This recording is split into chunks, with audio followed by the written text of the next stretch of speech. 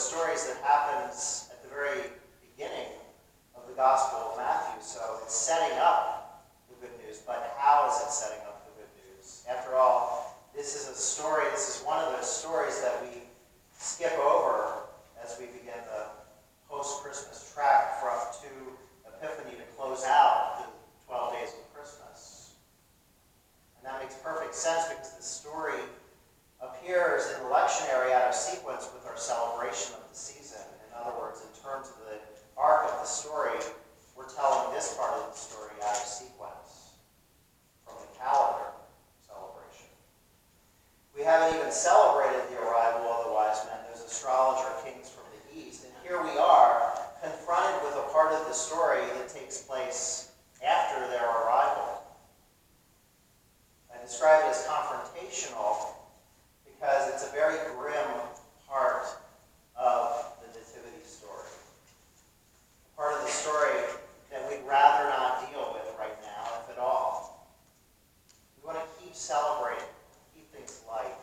We want to hold on to the spark of the Holy Spirit that we caught as we recall the crashing of the divine light into our trifling and beloved world, that holy fragment of celestial creation that somehow settled into a manger meant to shelter animals. And some accounts even say that it was a cave, a place where foxes and jackals and maybe even more predatory beasts retreat to avoid one another and maybe even prey upon one another.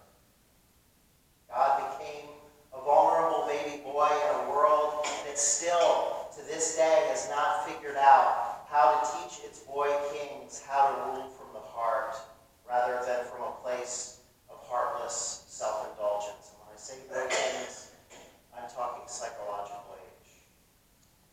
The star child of the God of love came into our world, and immediately a boy king ruled by heartless self-indulgence tried to snuff out that light, too arrogant and fearful to realize that his effort to do so was like an attempt to snuff out the light of the sun.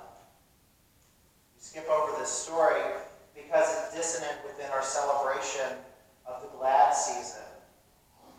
I borrow that phrase from the poem that I read on Christmas Eve by Maya Angelou, the glad season. This is not a story about going gently into the spirit of that glad season that we want to keep celebrating until we've almost forgotten it around Epiphany.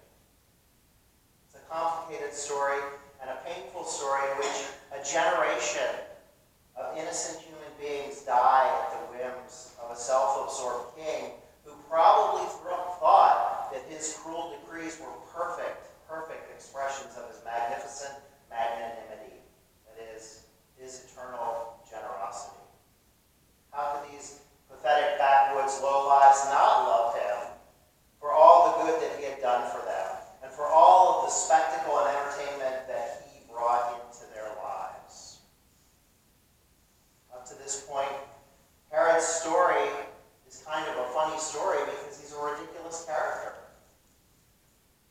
It's a story that takes place alongside the Christmas card version of the Nativity of the Christ in Bethlehem. Herod's story exemplifies the world from which Joseph spirited away, removed Mary and the newborn infant Christ under cover of the night, knowing that when they got to their destination in Egypt, they would be looked down upon as dirty, lazy immigrants, only good in as far as they could be taken advantage of and exploited for whatever money they had. Herod's story is a funny story, that is, until it shifts from ridiculous to paranoid to psychopathic. Because he never learned to lead from his heart, he didn't know when to stop being heartless. And soon, his heartlessness led him to inflict intense cruelty on a generation of people. Parents who were abruptly no longer parents, bonded together by the absence of their beloved children and the trauma of witnessing their sadistic removal from the world of the living.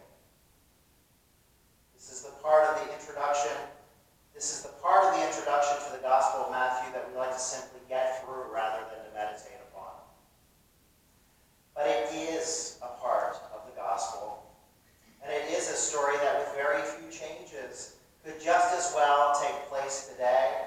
so many parts of the world and in so many forms.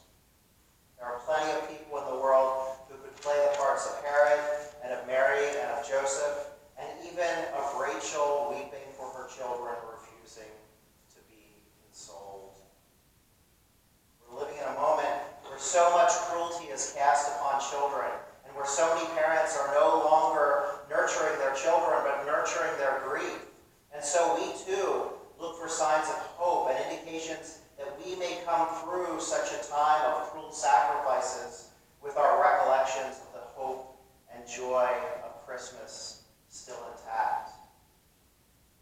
This is not a part of the story that we like to linger on for too long, because it takes us so abruptly from the world occupied by angels, from the realms of glory, and drops us right back into the world of our current social story, a world of mass shootings and child soldiers and forced separations from families. So what is the good news that this preface to the Gospel of Matthew points to? What is the good news in this post-traumatic world in which the ministry of Jesus takes place? What would be good news to the parents left behind to make sense of their lives while isolated by grief and shame?